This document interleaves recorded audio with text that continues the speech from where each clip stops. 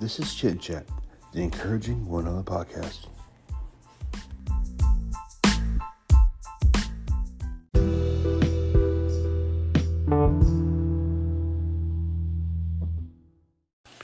This is Jessica Lynn Whitty calling me home.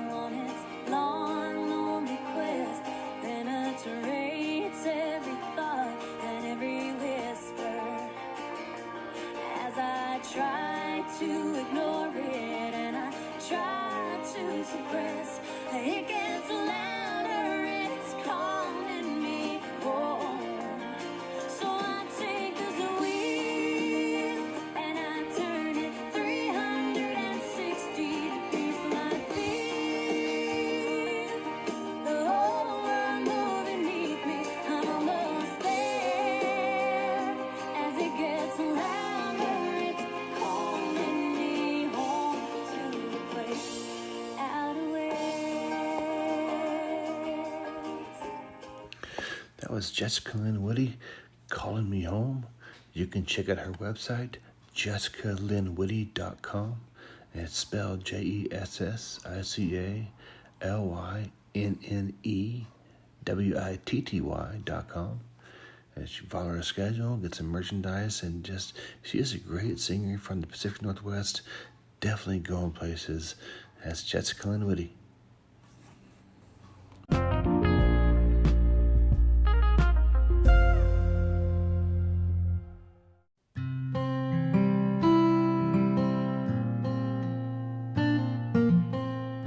Hello everyone, welcome back to the Chit Chat Encouraging One Another podcast. I'm your host, Jody Sheffield, and I've been podcasting for almost 5 months now. We're around 40 episodes, and I've been speaking with people from all walks of life, comedians, musicians, writers, CEOs of different organizations, sports personalities.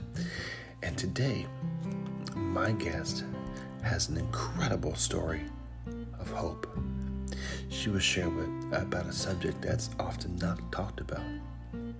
As a dad and a grandpa, it was kind of difficult preparing for this interview, reading about her and the story she's gone through, but I truly believe God had planned for us to meet through this platform. She has a personal story of overcoming human trafficking and abuse from the time she was 13 to 17. Her book, Stolen, is out about her incredible journey. She's been helping the FBI and Homeland Security as an advocate for victims. She has trained public schools, colleges, and universities, as well as speaking to youth risk, and many survivors. Ladies and gentlemen, it's my honor to have on Dr. Katarinna Rosenblatt today on a Chit Chat Encouraging podcast.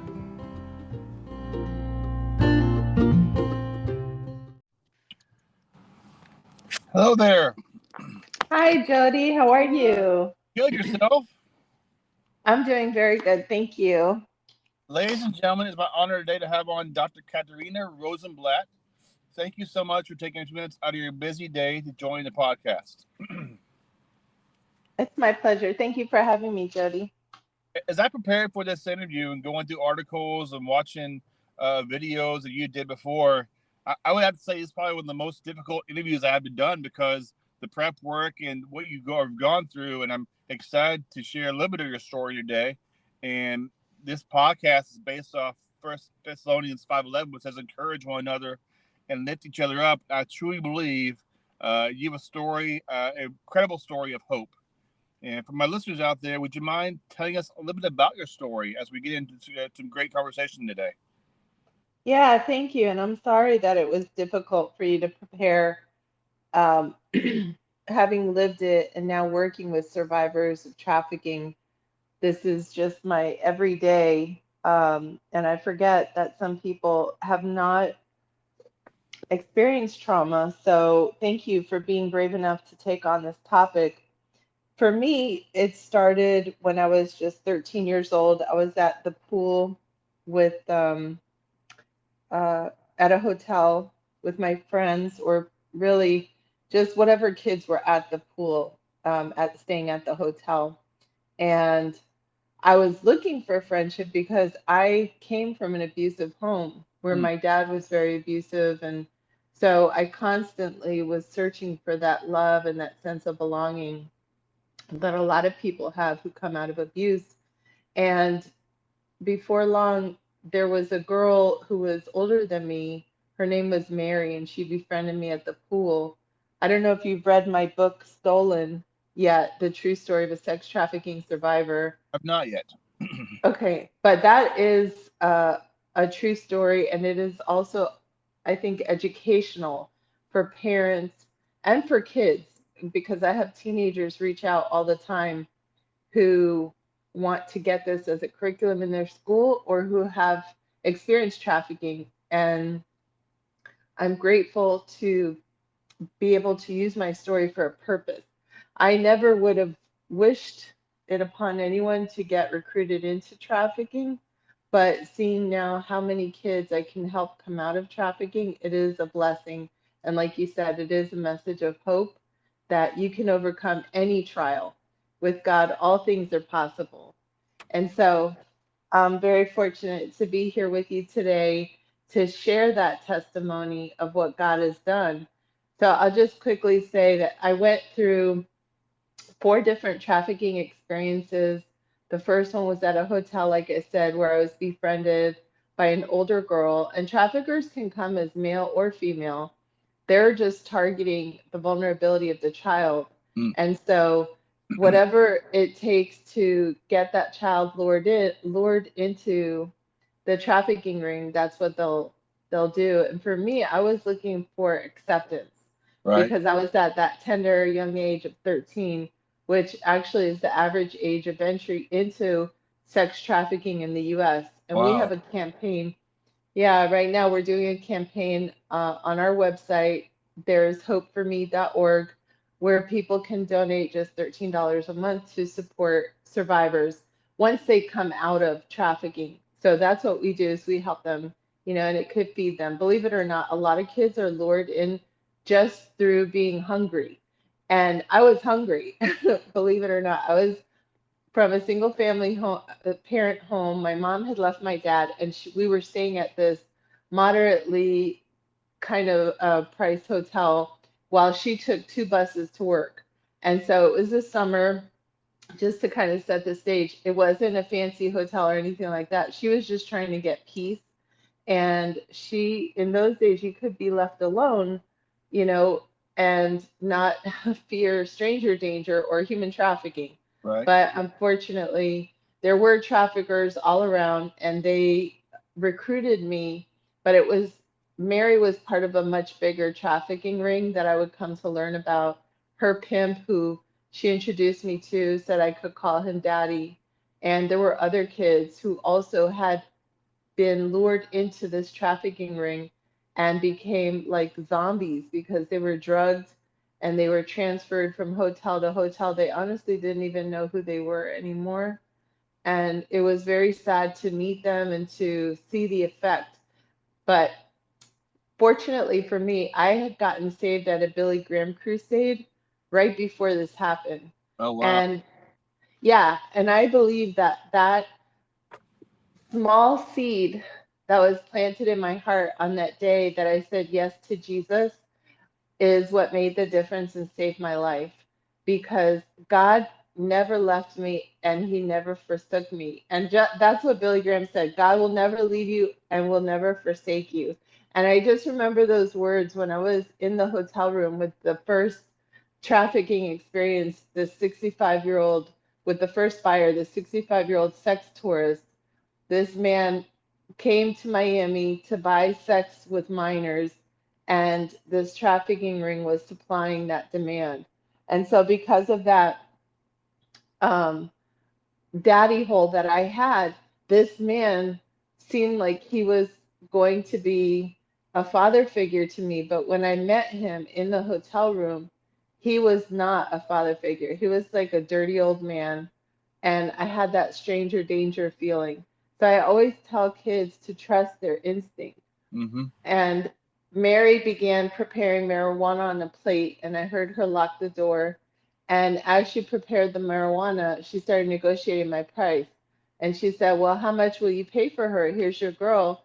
He said, 500. And Mary said, "No, I want 550. She's a virgin," because virgins brought a higher price. The fact that there's even a market for that, even today, 30 years later, kids are being sold in public schools for $5. I Wow. mean, it's just sad. It's a travesty. And it is definitely a pandemic of the worst kind. It's a pandemic of our youth, of our children being bought and sold right under the noses of their parents and authorities. And so that's what I do is I go out to public schools and I do outreach and I share my story. And the kids who can identify with what I've gone through, they come forward and they are so hungry to talk to someone who understands, that they're willing to work with law enforcement, willing to get out of that life. And we're very fortunate to help rescue so many kids out of sex trafficking right here in our own backyard. And so it happens everywhere. But I go to other states also. I'm being asked now to go to other states and help them in their schools. And I'm happy to do so. But it's always sad for me to see the extent of the problem that this is still going on. So in the first trafficking experience, as Mary and the John, which is what they call the guy who wanted to buy me, as they negotiated my price, I just remember shooting up a quick prayer and asking God to help me because I didn't feel safe.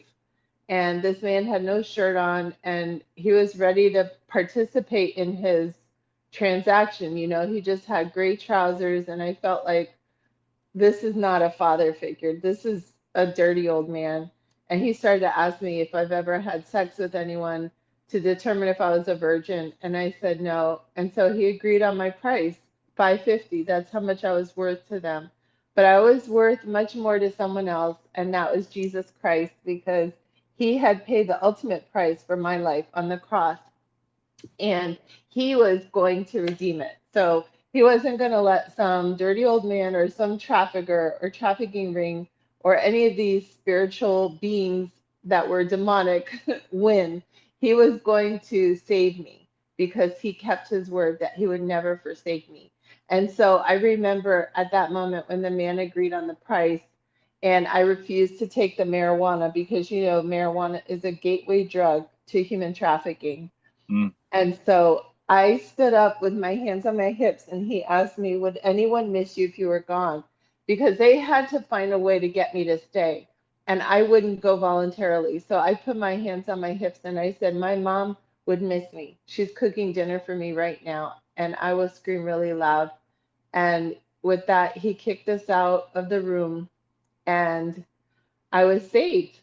Wow. But only for the night, because unfortunately Mary became very angry because it's all a ruse. It's all just a game for them. It's like they are playing a game on you as the child and playing a game on the Johns. They're just trying to steal their money, and they're just trying to steal your trust and your innocence. But God wouldn't have it, not that night, and I'm grateful. Unfortunately, Mary had told me not to tell my mom what happened. And I, quite honestly, Jody, didn't even understand it Mm-hmm. because at 13, your frontal lobe isn't fully developed until you're like 24, 25 as a female and 29 as a male. Wow. So, yeah, I didn't get what was going on. And I remember going into the hotel room when my mom's cooking dinner downstairs, and she was like, "What's wrong?" She saw me crying. I had this little white dress on because we were supposed to play a game where I was going to be the bride, but I didn't know it was involving sexual activity and stuff like that. I didn't agree to any of that. Mary tricked me.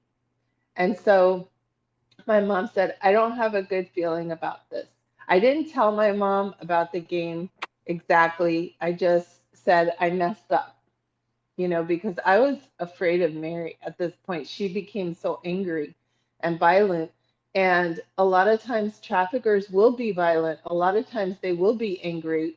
They start out as your friend, they groom you. Doing my PhD, I found that the average grooming period is a month to gain a child's trust, sometimes less if they spend 24/7 investing in a child to groom them for trafficking. They're not going to say right off the bat, oh, this is a line of work you're going to go into called prostitution or massage parlors or porn or stripping. They're not going to tell you that. They're going to befriend you and make light of it and make it seem familiar instead of calling it what it is. She called it dates.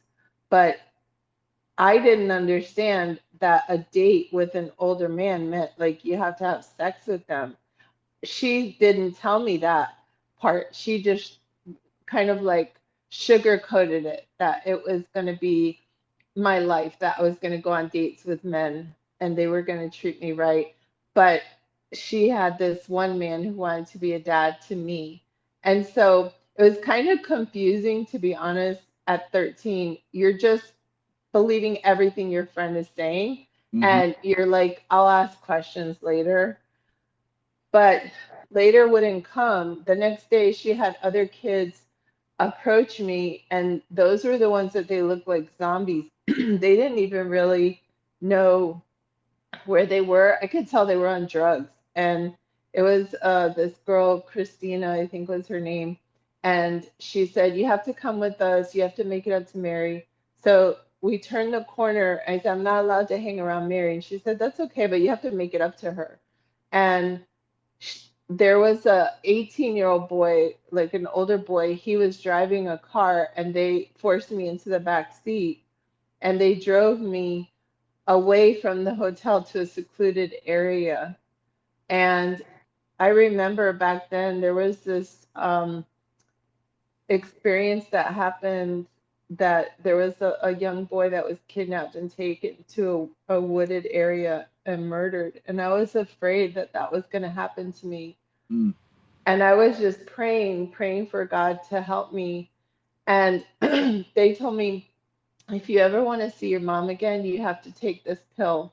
And they got out of the car and they said, we're going to get out of the car now, like in this secluded area. And I just was like, oh my gosh, what is going on? They forced me to take the pill and then they left. And so I passed out. And it was only by the grace of God that I had the strength, because God spoke to my heart, get up and walk. And I was like, I don't know how. I thought I was going to die there at Oh. 13, Mm. Jody. Mm. And so I made it to a payphone and dialed 0, and they could tell, the operator could tell that I was drugged or and lost, and they were able to put me through to the hotel. I remembered the name of it, Dynasty Hotel, and they put me through the hotel, and my mom was able to locate me. But when she found me, the drug had already kicked in, and I had passed out with the phone hanging down. But thank God there were payphones back then, and I was able to get in touch with my mom and she found me. But the doctor told her that the drug they gave me was lethal and it would have killed me. Wow. So Year that that was? was the first story. What year was that? Um, so let me see. I don't want to give away my age. Can we just say it was in the 80s? Okay. Yeah, it was in the late 80s because I still work with youth, with trafficking survivors, but I look like I'm 30 and I'm not. I'm 51 and I try not to act 50, so I'm with you. Was Okay. there other way this could have been prevented? Um, My mom was dealing with the domestic violence from my dad, so I think if parents pay more attention to their children when their children are hungry for love, if you are not capable because you're working so much as a single parent, I would say reach out to your youth pastor, someone at church, pray for, by all means, for God to send the right person, the Boys and Girls Clubs, get them involved in activities. But definitely, your church family can be a place of protection, but you always have to be careful. Even there, there's the church is open to the public. There's pedophiles that go there. So it's not to scare anyone, it's just to make parents stronger. Like you have to be involved. You cannot turn a blind eye. You cannot leave the raising of your child to the public school system. And by all means, you cannot leave it to your kids' friends or social media because traffickers are using social media as the number one recruitment tool.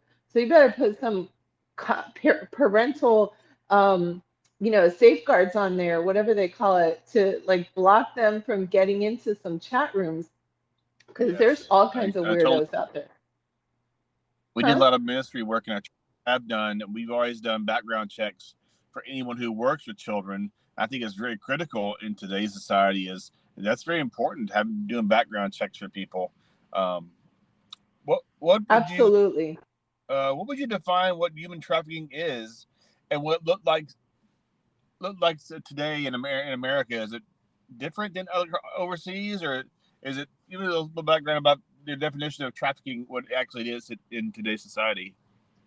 So, trafficking in America, based on our federal law, the Trafficking Victims Protection Act, and it's been reauthorized several times since its inception in 2004.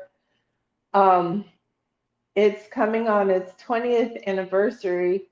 Still a little bit too late for me to have benefited from it, but at least there's something in place now where other kids can benefit and other survivors. But it basically says anyone under the age of 18 who's engaged in any form of commercial sex.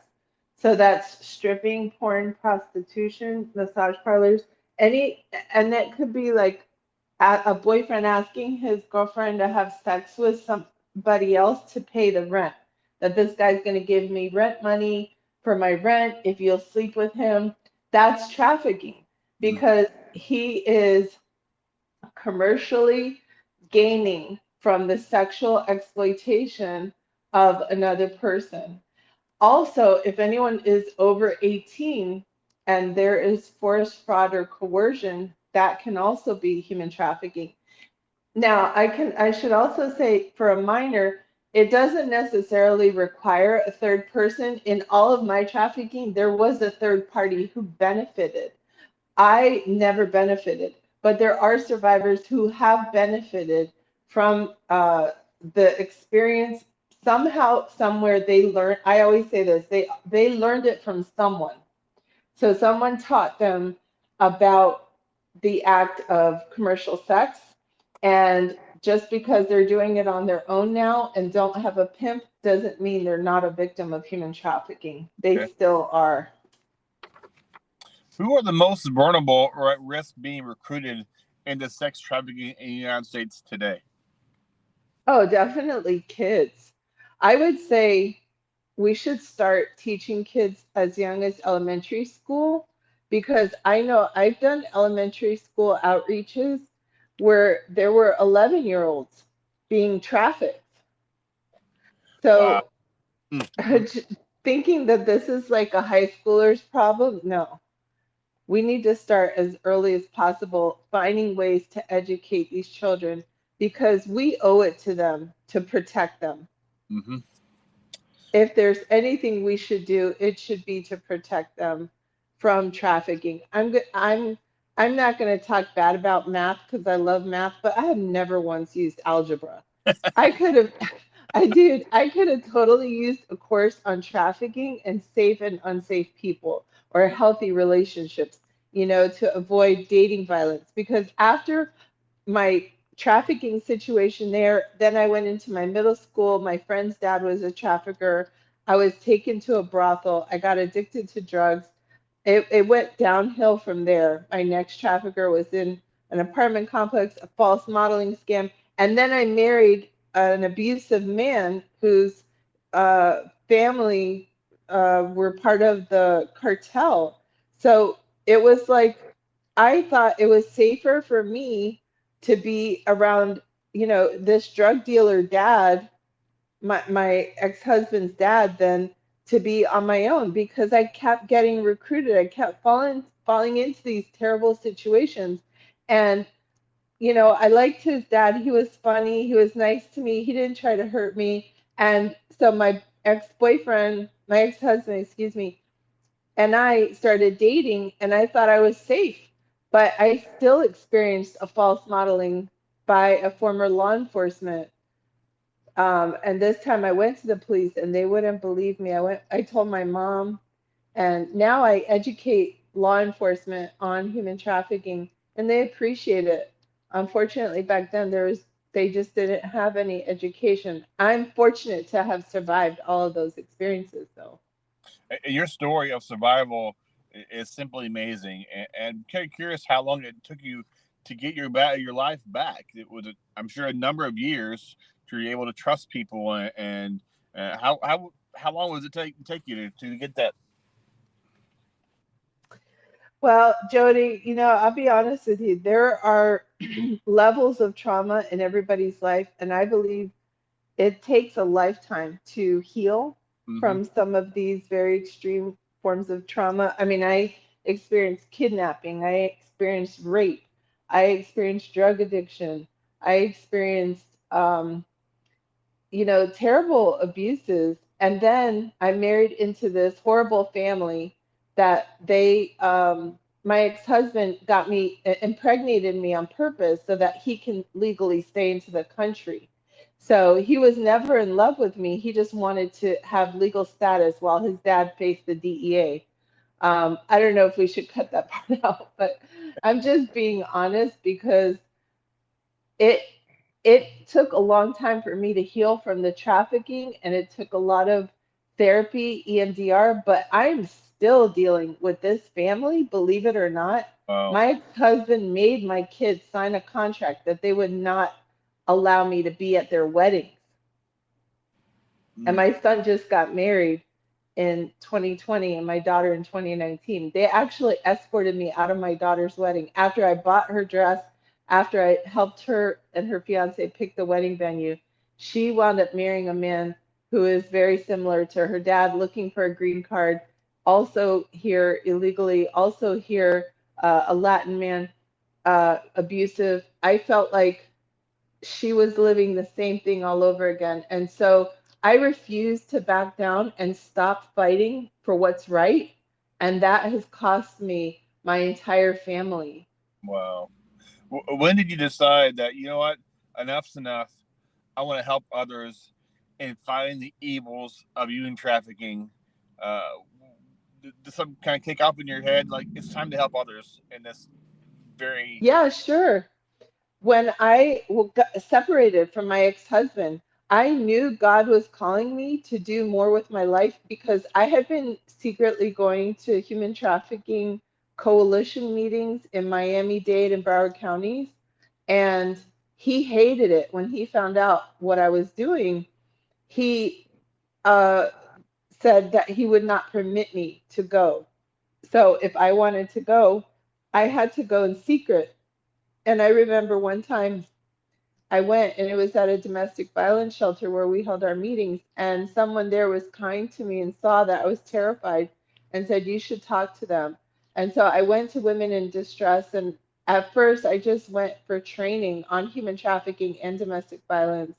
And I realized that I could relate a whole lot more than I realized.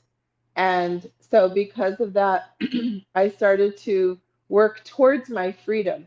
But it takes on average a person to leave an abusive domestic violence situation 7 times before they actually leave.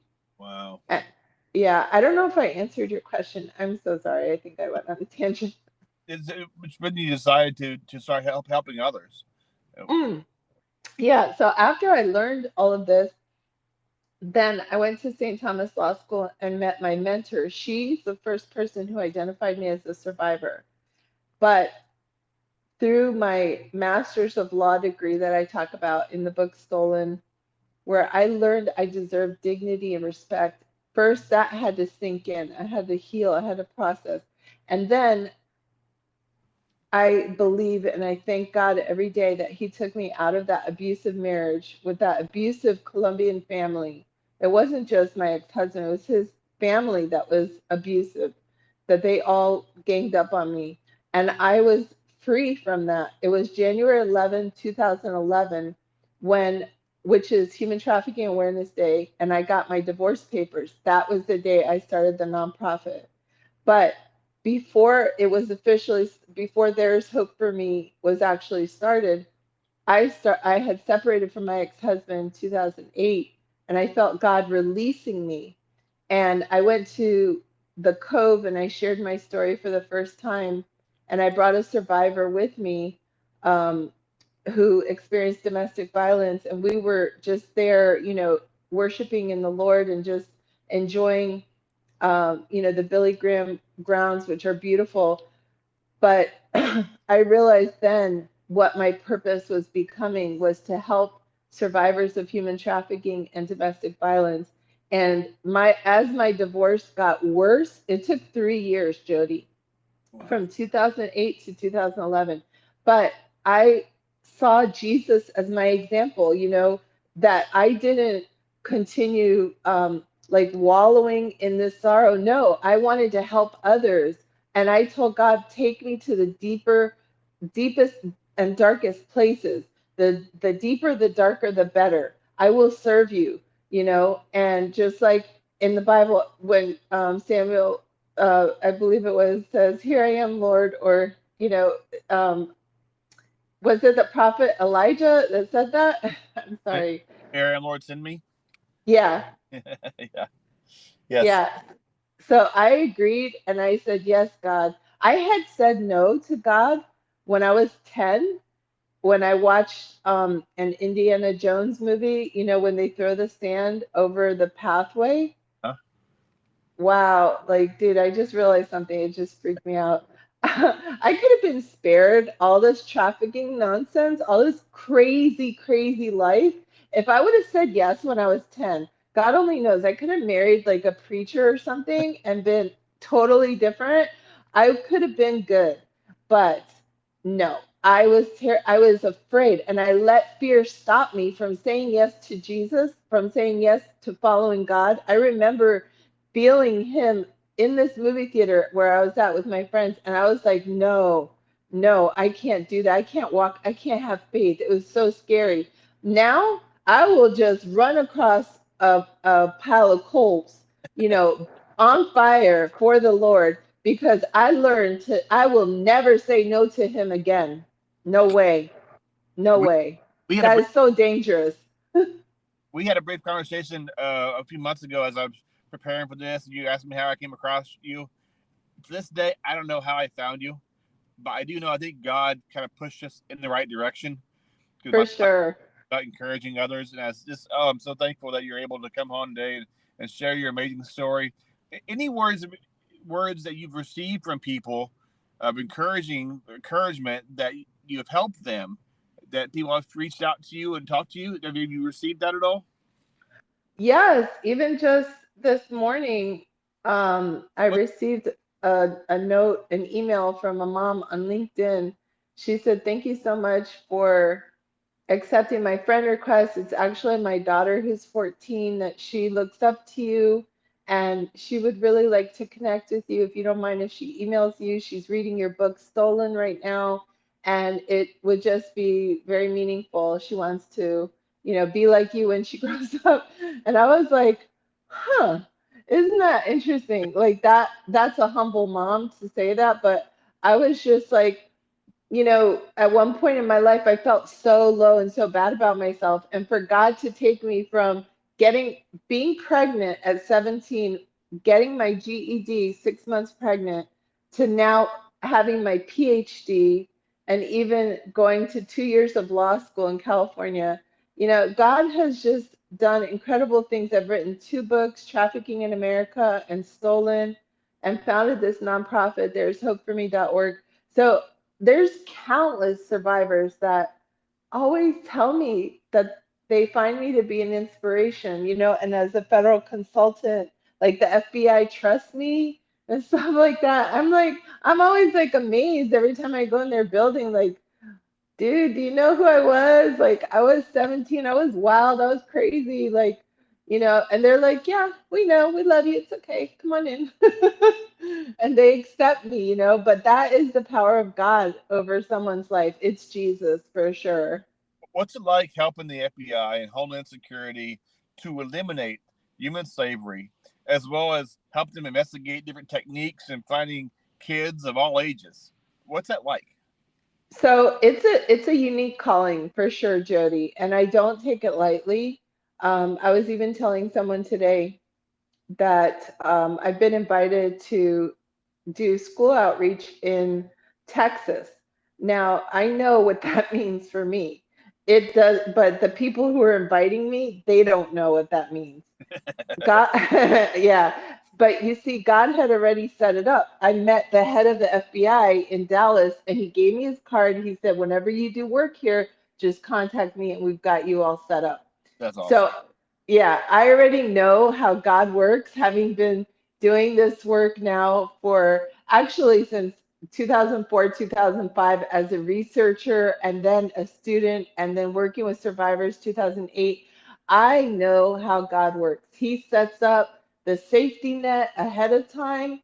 I already know the safe houses. I already know the people. I'm like, okay, so here we go. Like I just had open heart surgery 7 months ago for an aneurysm, but I'm good now. And it's like as soon as you're good, you're ready to go. I'm ready to serve. Like God, take me, use me. Yes, I will go where you send me. I will follow. It's not even a question. It's like you saved my life because you have purpose for me. Who Right. am I to say no to you? Like, dude, you're God. You're bigger than everybody. Like, I'm just a little servant. I'm a little, I don't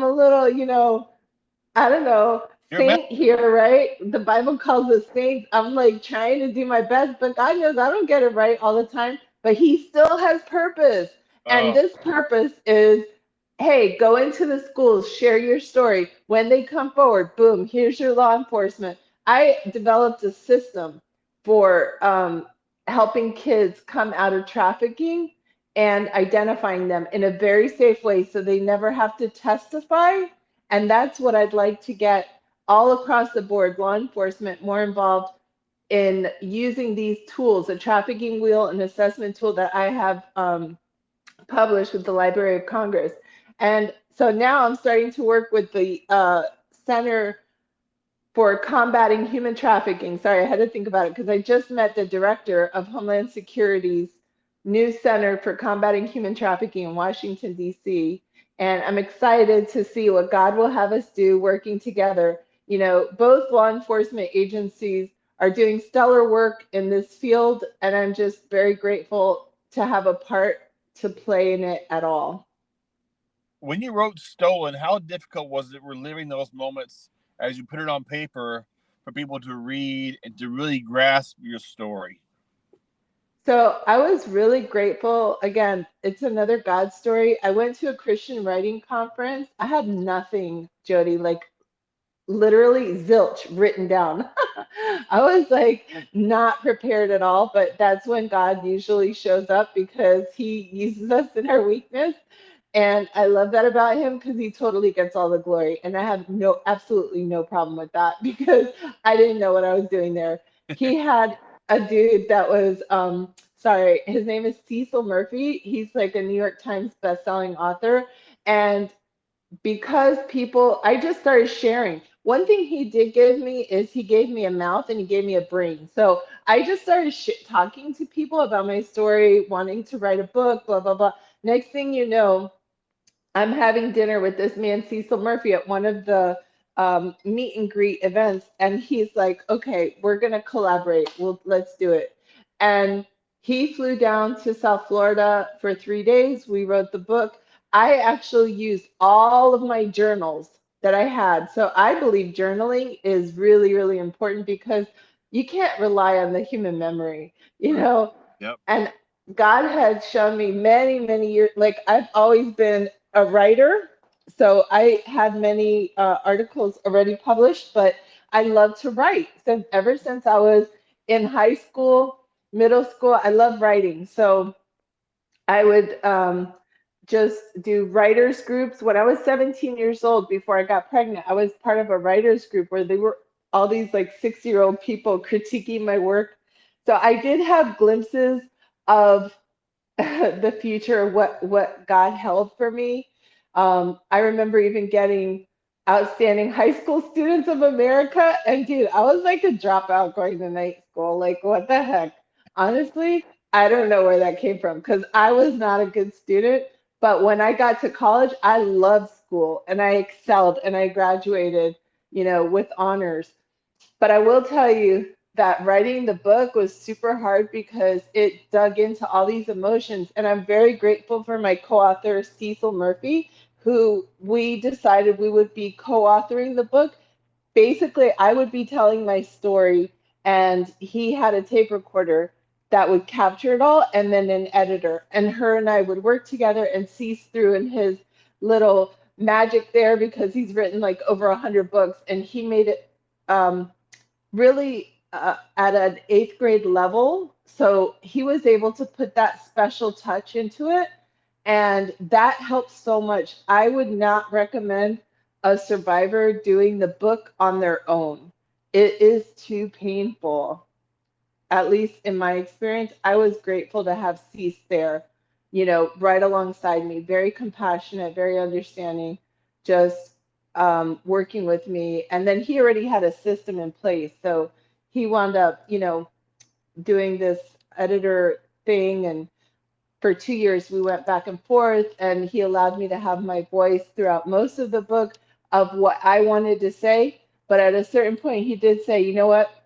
Let's cut it off at 3 trafficking experiences and just touch on the modeling one because this is for a Christian audience and we don't want to overwhelm them. So that was the only thing I kind of felt like I wanted to say more, but I didn't know that God still had unfolding of that last story, which wouldn't happen until I went to law school in California. And I found out that that modeling dude was a former retired NYPD. How can people get a copy of your book stolen? And how did you come up with the word stolen for the book? That's a funny story. So first they can go to my website, www.thereishopeforme.org, and support our cause by buying a copy of the book Stolen or of Trafficking in America or both. And it goes into the nonprofit. Of course, if they would like to listen to the audiobook, it is available as well as Kindle and on Amazon. So they can do that. But the autographed copy is through our nonprofit, and that's how we raise funds for our operating expenses and for helping the girls. A lot of them, like I said, are hungry. Um, so going back to um, the last question you had, would you mind repeating it? Sure. How did you come up with the word stolen for the book? Right. So it was originally chosen. It was originally supposed to be called Chosen, but there was another anti-trafficking nonprofit that I don't know if they heard me talking about it. I don't know where they got it from, but they used that name for their series. And so since Chosen was already taken, I had to go with Stolen. Gotcha. What does the acronym for HOPE mean? Is there an acronym for that? So HOPE stands for healing, opportunity, purpose, and empowerment. And your website, does it have more details about you and your story and how to kind of find you if you're doing like speeches or engagements? Yes, it has information about the nonprofit and how people can support it. And, some of the interviews, it shows that I'm the only known US survivor to be in inducted or included in the National Museum for Civil and Human Rights in Atlanta, Georgia. A lot of that kind of stuff, interviews, resources. But to book a speaking engagement, they would go to my speaker website, which is www.drkat.net. So that's drkat.net. I keep my speaking engagement separate because the funds that go into the nonprofit are used for the nonprofit, and my speaking is something that's how I earn a living, basically, and consulting. You're living proof that, you mentioned it earlier. You heard a message from Billy Graham crusade a long time ago. God said he'll never forsake you, which means he'll never abandon you, and he didn't abandon you. What advice or encouragement can you give someone who might be in the situation, who might be on the verge of crossing over into the dark area you were in? Any words of encouragement or advice you can share with somebody? Sure. I would say to your listeners, first of all, if you have experienced human trafficking or abuse, just know it's not your fault. It never was your fault. If you're on the verge of dipping your toe into that, taking that free gift from the exploiter, the opportunist, I would say don't take that gift. Don't take that purse. Don't take the nails. Don't take the even Burger King. One girl got recruited. Don't take it. Ask questions. What does this person want in exchange for this? Because there's always a price to pay. People don't just give you stuff for free.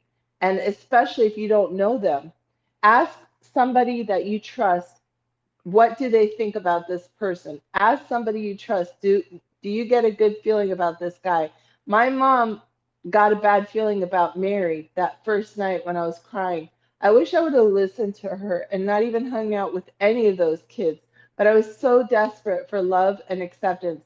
And I would say to kids, if you need love and acceptance, seek that first from God, from your family if you can. If you don't have that kind of family, God's family can be your family. I have a chosen family that surround me constantly with prayer, with love, with support. And you can have that too. It's not impossible for you. But definitely start on your knees praying and asking God to help you get out of that situation or out of that temptation. And if you are in a situation of being exploited, you can text Be Free, BEFREE, Be Free. That is something that we came up with as survivors of anti trafficking through the Thorn Foundation in collaboration. And our organization came up with those words, Be Free. And so we were happy to be a part of that. But I want you to know you can be free. You don't have to be stuck in this. And of course, the National Human Trafficking Hotline, if you have access to a phone, 888-3737, 888-3737, 888. But by all means, run, talk to someone, keep telling people until they listen to you. Keep telling school officials, keep telling your teacher, keep telling your parents, keep telling adults, keep calling the police. You run for safety and get out of that situation, get away from those people, ask for help, and don't be ashamed to ask for it because you deserve to be free from abuse and trafficking. Nobody deserves to be abused and nobody deserves to be exploited. What can the average person do to find out more about trafficking, and how is the best way that people can help um, in this horrible industry that's just worldwide? Well, they can go on to the FBI website that talks about human trafficking. They can go on to the Center for Combating Human Trafficking under the Department of Homeland Security. They can go on to the Polaris Project, which is the National Human Trafficking Resource Center, and that is the phone number that I gave them. And they have people available in, I think, 32 or 33 different languages to help survivors. But number one, get educated. Number one, be a safe parent, be a safe person yourself. If you're not, get help. If you need help, seek it. get help from your church family. If you can't handle your kids alone, don't just leave them to the streets. Don't just leave them to whatever drug addicted community may be out there waiting for them, because you know what? Eventually, kids will get picked up and targeted by traffickers, and you, as a single parent, will also be targeted. When they see a child is not being carefully looked after, they're targeting your child and targeting you as a parent just as much.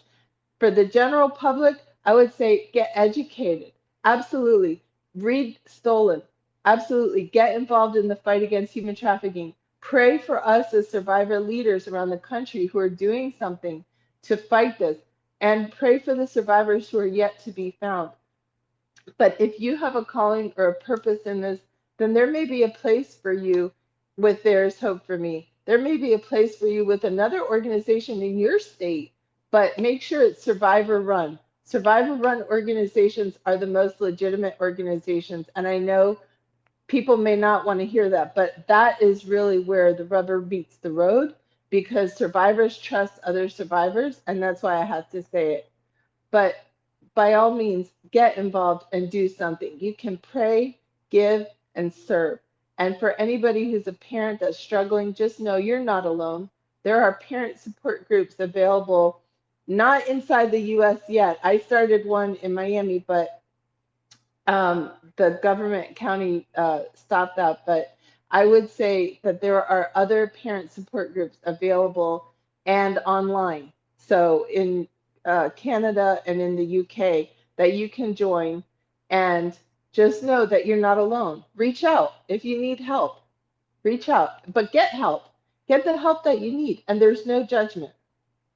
I know we only scratched the surface. We've been on this conversation during our time today, and I just want to thank you for all you're doing and the tremendous impact you're having in training others, as well as finding more kids out there who've been trafficked. And I'm blessed to call you my sister in Christ, and we Amen. meet each other in person, but I know one day we'll see each other in heaven.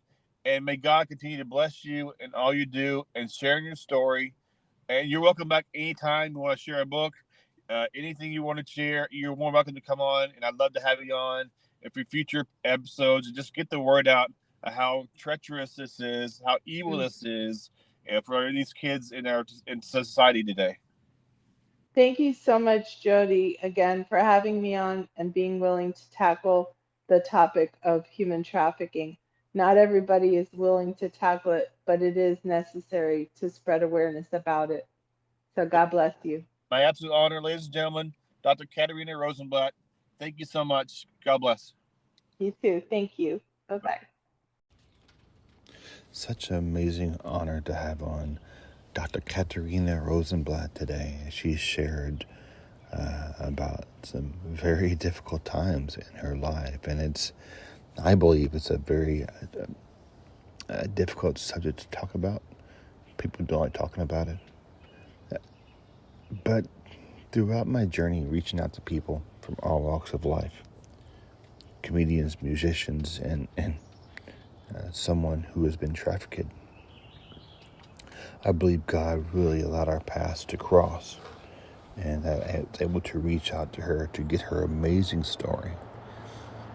I'd like to ask you that you pray for her as she has continued to helping law enforcement agencies find kids, locate kids, get the kids the help they need to get their lives back. Check out our website, thereishopeforme.org. Some amazing information there, ways you can donate if you'd like, and some stories, testimonies and stuff from individuals. Check out her book, Stolen. I hope you get able to purchase one and just to follow her amazing story. She is making a tremendous impact in her town, society, and in the world. And this is what Chit and Chat is all about. Reaching out to people, getting their story. And I'm so glad that our paths were able to cross as I was able to reach out to her and get her amazing story. This is Chit Chat, encouraging one another podcast.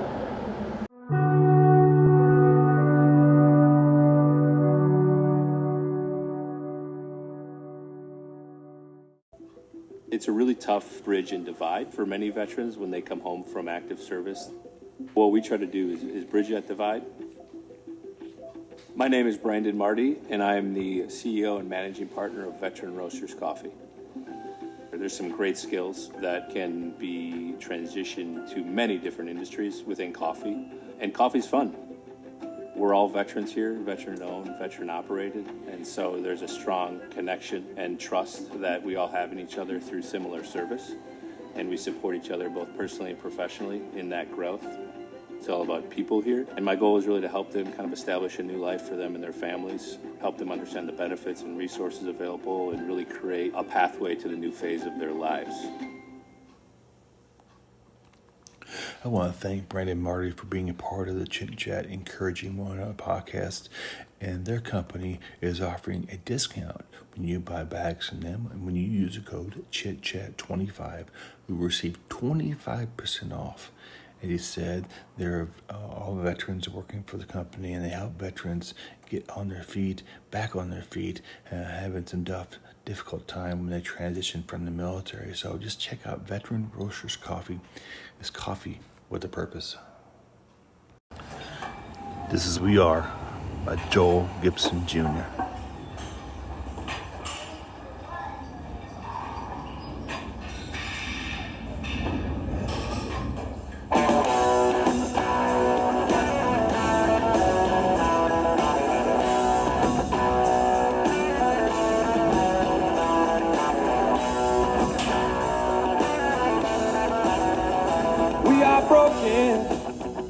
We're wise. We get knocked down, kicked around, but we will rise. We're all sinners. We ain't no saints. We draw a line, we pick a side, and we pass the blame.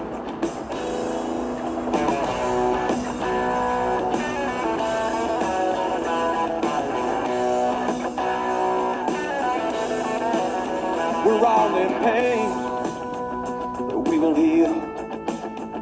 We're all addicted and have a void that we can't fill. We all shed tears, we get let down. We are weak, we are strong, but we all keep moving on. We are all human. We all make mistakes. We all got to learn to forgive, 'cause we all got one life to live. So don't waste it worrying about things that you can't change. You're not alone, it's never too late for a brand new start. We are.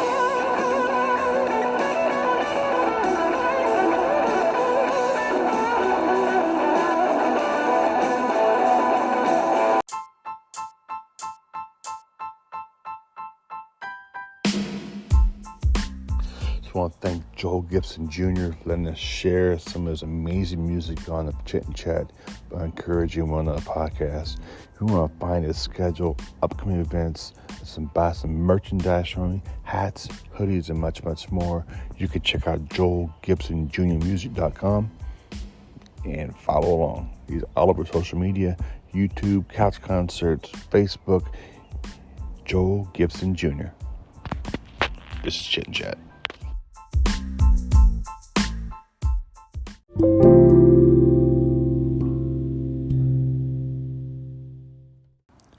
This is Raymond Hayden, Allegory of a Mockingbird, who I'll have on my podcast in a few weeks. I'm excited to share about him and his amazing music.